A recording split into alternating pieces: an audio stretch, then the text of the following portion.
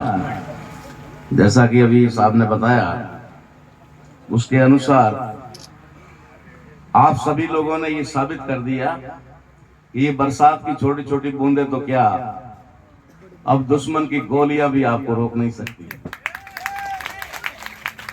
ये तो हमारी है, प्रकृति माँ है, ये तो कभी भी कुछ भी कर सकती है। इसके लिए तो हमें क्या घबराना। और हम ज्यादातर किसानों के बेटे हैं तो अच्छी तरह जानते हैं कि बारिश से कैसे निपटना है।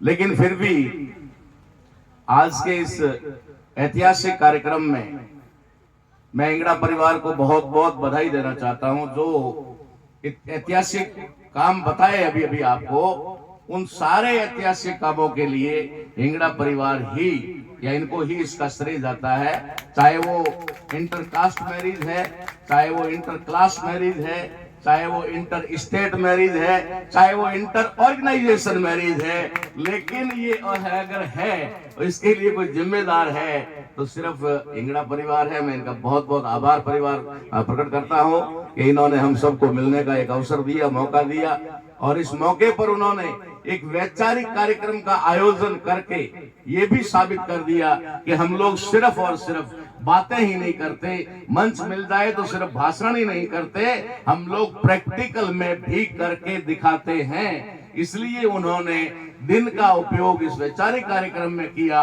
और रात का प्रोग्राम जो हमारा रिसेप्शन का या शादी का होगा, हम सब उसमें रहेंगे। मौसम ने थोड़ा सा हमें डिस्टर्ब करने की कोशिश की है, लेकिन जो मिशन के प्रति समर्पित है और अडिग है, उनका मौसम तो क्या दुनिया की कोई ताकत भी कुछ भी हिला नहीं सकती या उनको कोई डिस्टर्ब कर नहीं सकती। ये तो प्रकृति की बात है, तो प्रकृति के लिए हम सब लोग प्रकृति में ही पैदा हुए हैं। मैं ज्यादा समय नहीं लूंगा क्योंकि बारिश भी अब धीमे धीमे बंद होने जा रही है और कार्यक्रम भी, बारात भी आ गई है और मुख्य कार्य जो है हमारा वो शुरू करने जा रहे हैं। मैं सीधे ही इस कैसे पे आऊंगा। बाकी सारी बातें हमारे विद्वान साथियों ने कर दी है कि किस प्रकार से संविधान कैसे क्या सब कुछ हो गया है। अब हमें ये पता चल गया, यहाँ बैठे हुए प्रत्येक व्यक्ति को, चाहे वो ज्यादा पढ़ा लिखा है चाहे कम पढ़ा लिखा है, उनको इस बात का पता लग गया है कि संविधान ही है जो हमारी रक्षा कर सकता है। मात्र संविधान है जो हमारी रक्षा कर सकता है, मगर ये रक्षा कब कर पाएगा? जब हम इसकी रक्षा करते हुए इसे इस देश में मूल रूप से लागू करवाएंगे। और उसको लागू करवाने से पहले हमारा दुश्मन जो संविधान को पूरी तरह से खत्म करना चाहता है, उनसे इसे बचाना पड़ेगा। इसलिए हमने रखा संविधान बचाओ, देश बचाओ, भारत को लोकतंत्रात्मक गणराज्य बनाओ, और आगे हमने प्रश्नवाचक चिन्ह दिया कि ये कैसे होगा। साथियों, ये बात बहुत ही विस्तृत रूप से कर दी गई है यहाँ पर कि वो लोग संविधान को खत्म क्यों करना चाहते हैं और हम संविधान को बचाना क्यों चाहते हैं। आखिर ऐसा संविधान में क्या है जिसे हम बचाना चाहते हैं और दुश्मन खत्म करना चाहता है। ये सारी बातें यहाँ हो चुकी है। अब मैं सिर्फ आपको ये बताऊंगा कि हमें इसे बचाने के लिए क्या करना होगा। सीधी सी बात है कि संविधान के अंदर कोई भी संशोधन हो, बदलाव हो, या संविधान को खत्म और कमजोर करने का जो काम है वो ओनली एक जगह से होता है, वो है पार्लियामेंट से। ये राज्य विधानसभाओं से भी नहीं हो सकता, पॉसिबल नहीं है, ये सिर्फ वहां से होता है। अगर ये लोकसभा में बैठ करके ये लोग इस संविधान को कमजोर करते हैं, आपके अधिकारों को समाप्त करना चाहते हैं, तो इसके लिए हम इसको बचाने के लिए पहला काम क्या करेंगे? पहला काम होगा जिसका आगाज यहाँ पर थोड़ा क्या बोलते हैं सांकेतिक रूप से कर दिया गया है, वो ये है कि हमें उन संविधान विरोधी ताकतों को, उन संविधान विरोधी दुश्मनों को सत्ता से बाहर करना होगा। सबसे पहला और महत्वपूर्ण काम। अगर उसे बचाना है तो जागृति का काम निरंतर चलता रहेगा। जब तक समाज में बच्चे पैदा होते रहेंगे, उनको ये जागरण और ये शिक्षा देने का काम निरंतर जारी रहेगा। मगर इस समय हमें पहला काम जो है वो संविधान को बचाने का है। तो जो खत्म करना चाहते हैं उन लोगों को सत्ता से बाहर करना होगा। दूसरा काम यह है कि उन लोगों को सत्ता से बाहर करने के बाद हमारे संविधान विशेषज्ञों को, संविधान की अहमियत जानने वाले लोगों को, संविधान के प्रति समर्पित लोगों को, संविधान में निष्ठा रखने वाले लोगों को संसद में पहुंचना पड़ेगा। कोई रास्ता नहीं है इसके अलावा। अब रही बात कि हमें संसद में पहुंचना है, और पहुंचने के लिए जैसा कि सिद्धांत जी ने कहा कि हम लंबे समय से प्रयास कर रहे हैं, मगर हम उस संसद में नहीं पहुंच पा रहे हैं। कोई समय था जिस समय हमारा समाज जागृत नहीं था, जिसकी वजह से हम नहीं जा पा रहे थे। आज हमारा समाज बड़े पैमाने पे जागृत हो गया। कहते हैं मान्यवर कांसीराम साहब ने जो अलख जगाई, उस अलख की वजह से इस देश के लोगों को अपने वोट की कीमत का पता चल गया, वोट की अहमियत का पता चल गया, और उन्होंने अपना वोट जो है वो सही जगह देना शुरू कर दिया। इसलिए इस देश के अंदर दुश्मनों की पार्टियां कमजोर हो गई और हमारे लोगों की पार्टियां, SC ST OBC के लोगों की पार्टियां उभर करके सामने आई। जगह जगह हमारे CM और सरकारें बनने लगी। ये बात जब उनको पता चला तो उन लोगों ने सोचा कि अब इन जागृत लोगों का वोट हम किसी भी कीमत पर ना तो खरीद सकते हैं, ना बेला फुसला के ले सकते हैं, ना डरा धमका के ले सकते हैं। तो उन्होंने एक रास्ता अपनाया, और वो रास्ता था वोट चोरी करने। कि अब हमें सिर्फ वोट चोरी करना है, इसके सिवाय हमारे पास में कोई रास्ता नहीं बचा। इसलिए उन्होंने वोट चोरी करने के लिए इस देश के अंदर EVM नाम की मशीन, जिसको अभी प्रयोग में लिया जा रहा है, आपके तो पंचायती राज में भी EVM लागू कर दिया गया है। ये EVM मशीन वोटिंग मशीन नहीं है, ये आपके वोट चोरी करने की मशीन है। आप वोट कहीं भी दो, वोट वहीं जाएगा जहां मशीन चाहेगी। और अभी तक तो हमने मशीन का बहुत कुछ सर्वेक्षण कर दिया है। ये कोई मशीन नहीं है, ये ओनली कैलकुलेटर है। ये सिर्फ कैलकुलेटर है जिसमें कैलकुलेट किया जाता है, उसके आधार पे आंकड़े हो जाते हैं। कुछ आंकड़े पहले निर्धारित हो जाते हैं, कुछ आंकड़े बाद में होते हैं। आप जब वोटिंग करने जाते हो तो आपको वो बीप की आवाज सुनाई देती है, या जो कुछ भी दिखाई देता है वो सिर्फ आपको गुमराह करने का एकमात्र रास्ता है। वरना आंकड़े मशीनों में पहले ही सेट हो जाते हैं, सिर्फ आखिर में उनको किया जाता है कि कितना वोटिंग हुआ है। इस प्रकार से ऑल ओवर कई कमियां हैं जिसको हम लोग यहाँ विस्तृत रूप से आपको नहीं समझा सकते। हम आपको शॉर्ट में कहना चाहते हैं कि अगर उनको सत्ता से बाहर करना और हमारे प्रतिनिधियों को सत्ता में पहुंचाना है, तो पहला काम हमें इस EVM मशीन को हटाने का काम राष्ट्र लेवल पर करना चाहिए। अब आप कहेंगे कि राष्ट्र लेवल पे ये कैसे पॉसिबल होगा, तो जो हमने सोचा, जो हमने इसका तलाश किया, खोज किया, वो हम बता सकते हैं। इसीलिए हमने यहाँ पर प्रत्येक विद्वान व्यक्ति को मंच पर मौका दिया कि क्या इन EVM मशीन को बंद करवा करके या कैसे भी करके हम सत्ता में कैसे पहुंच सकते हैं। तो EVM मशीन के बारे में अगर हम बात करें तो EVM मशीन कोई हमारे बस में नहीं है, एक आदमी के बस में नहीं है, लेकिन हमने कुछ तरीके निकाले। क्या तरीके निकाले? जितने हमारे सामाजिक संगठन है, वे सारे सामाजिक संगठन, अब बाबा साहब के 4 बच्चे मर गए, बाबा साहब ने ये कर दिया, बाबा साहब ने वो कर दिया, ये सारी बातें हो चुकी है और होती रहेगी। मगर अभी हमें एक अभियान चलाना होगा, और वो जन जागृति का अभियान EVM मशीन के प्रति होगा। EVM मशीन के प्रति लोगों में जन जागृति ला करके EVM को हटाया जा सकता है। ये जन आंदोलन का मामला है, ये लोगों से संभव है, ये कोई टेक्निकल पॉइंट नहीं है, ये कोई एजुकेशन का पॉइंट नहीं है, ये कोई विद्वानों का मामला नहीं है, ये कोई डॉक्टर इंजीनियर वकील का मामला नहीं है, ये जन मानस का मामला है कि वो कहेंगे कि अगर इलेक्शन कमीशन EVM से वोट करवाता है तो हम वोट नहीं करेंगे, हम वोट का बहिष्कार कर देंगे। अगर ये मानस बनता है। दूसरा तरीका EVM को रोकने का, दूसरा रास्ता, हमारे समाज के लोगों ने राजनीतिक पार्टियों के नाम पर और राजनीति के नाम पर इतनी राजनीतिक पार्टियां बना दी है कि वे अपने कैंडिडेट विधानसभा में या लोकसभा में उतारते हैं और उनकी जमानत भी जब्त हो जाती है, उनको 500,000 से ज्यादा वोट नहीं मिलते।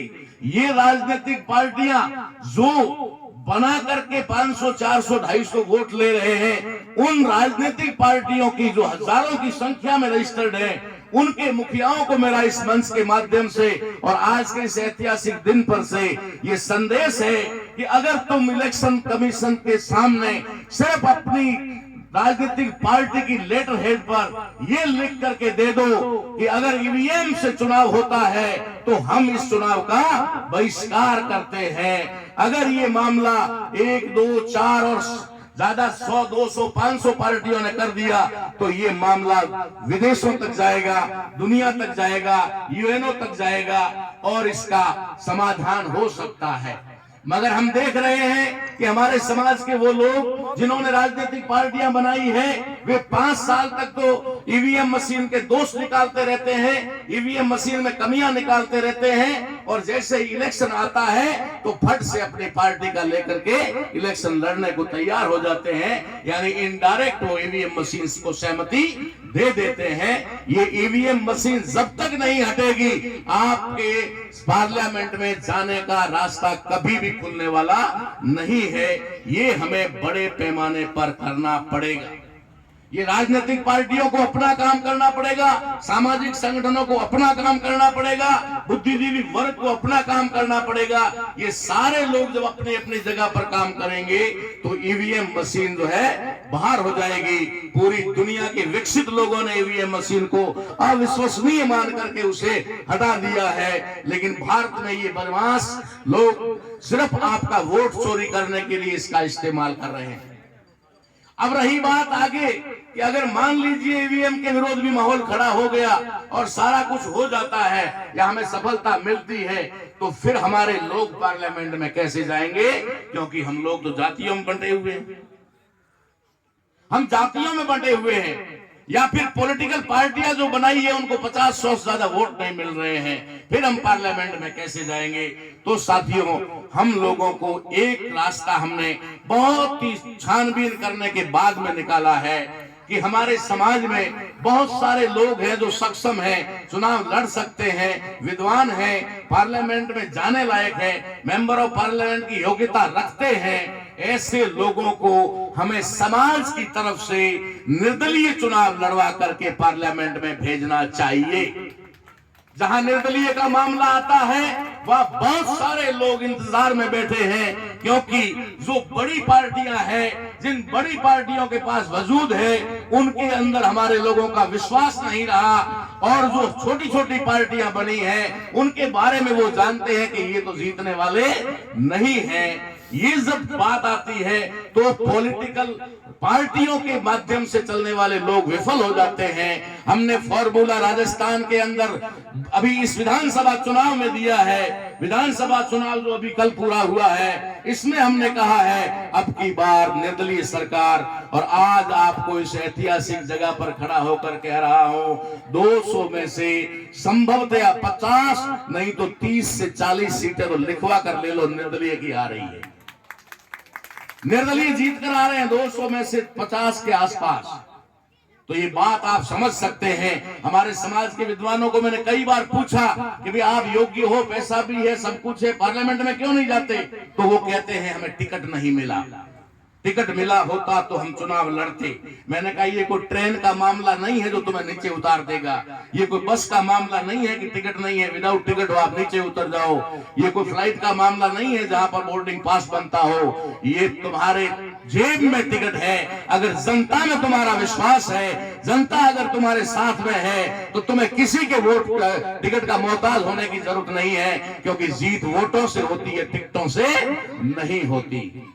इसलिए हम लोगों को ये रास्ते अपनाने पड़ेंगे, और पार्लियामेंट में अभी हम ज्यादा कुछ नहीं कह सकते, लेकिन 2024 के अंदर हमने इसकी शुरुआत की, और 10 से 20 सांसद भी डॉक्टर देशराज जी जैसे विचार रखने वाले अगर वहां पहुंच गए, सुबचंद राम साहब जैसे पहुंच गए, अगर शिवदान जी जैसे पहुंच गए, तो कम से कम एक काम तो होगा।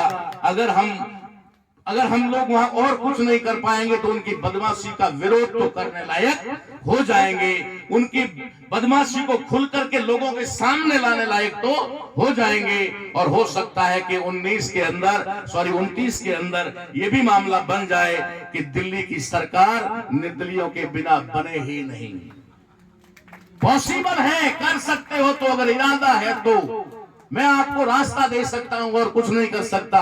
हम इम्प्लीमेंट के लिए जितने हमारे सामाजिक संगठन है, जितने भी राजनीतिक संगठन है, उन सभी संगठनों से निवेदन करते हैं कि पहली बात तो जो अपने आप को राष्ट्रीय अध्यक्ष कहता है वो राष्ट्रीय अध्यक्ष चुनाव लड़े, सीधा सीधा, बस कोई रास्ता नहीं। अभी वैचारिक लोग हमारे पास बहुत है, जो राजनीतिक पार्टियों के लोग हैं वो भी चुनाव लड़े पार्लियामेंट का, और जो संगठनों के लोग हैं वो भी चुनाव लड़े पार्लियामेंट का। अपने आप पता लग जाएगा ताकत क्या है। दूसरी बात, जितने हमारे छोटे छोटे राजनीतिक दल हैं, छोटे छोटे राजनीतिक दल जो नए बने हुए हैं, वे सारे के सारे मिलकर के एक कैंडिडेट को समर्थन करें, या फिर सारे मिलकर के किसी एक पार्टी के माध्यम से कैंडिडेट उतारे, तो हम लोग पार्लियामेंट में एंट्री कर सकते हैं। हमने एक बात बहुत पहले कही थी, जब पासवान जी पार्लियामेंट में हुआ करते थे, पासवान जी ने बाहर आकर के कहा था, एक बार एक स्पीच में कहा था कि रामविलास पासवान ने कहा था कि हमें निजीकरण में आरक्षण चाहिए,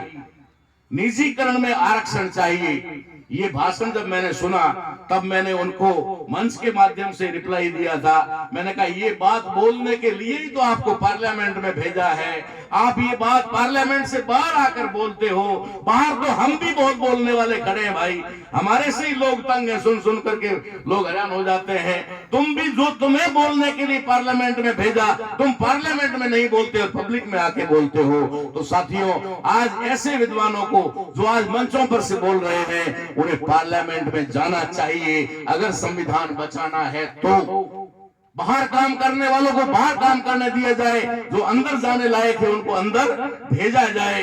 ये शायद अगर मेरा फॉर्मूला अच्छा लगे तो आप लोग इस पर इंप्लीमेंट करें। इसके बारे में हम लोग बहुत जल्दी, जनवरी का भी इंतजार नहीं है, हम उससे पहले ही एक इस प्रकार की मीटिंग नेशनल लेवल की करके, बड़े ऑर्गेनाइजेशंस को बुला करके ये बात रखना चाहते हैं। और कैसे होगा ये भी हम लोग बताएंगे। अभी हम समय के अभाव में ये नहीं बता पाएंगे, लेकिन उस समय हम बता पाएंगे कि निर्दलियों को कैसे जितवाया जा सकता है।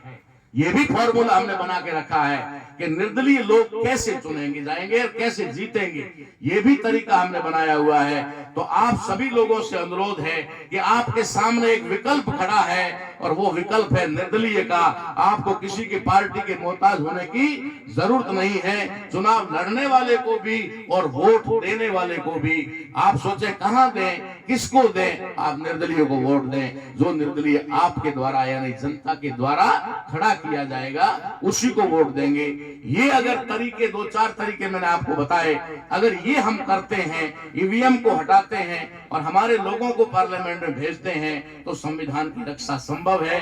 संविधान बचेगा तो देश बचेगा, देश बचेगा, देश का प्रत्येक नागरिक बचेगा।